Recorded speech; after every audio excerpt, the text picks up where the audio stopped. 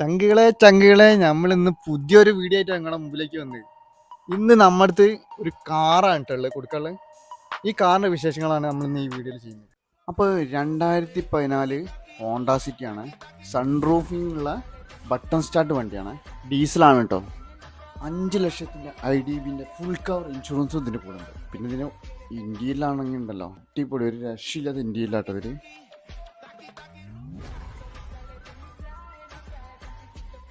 അപ്പം ലോൺ സൗകര്യം അവൈലബിൾ ആണ്.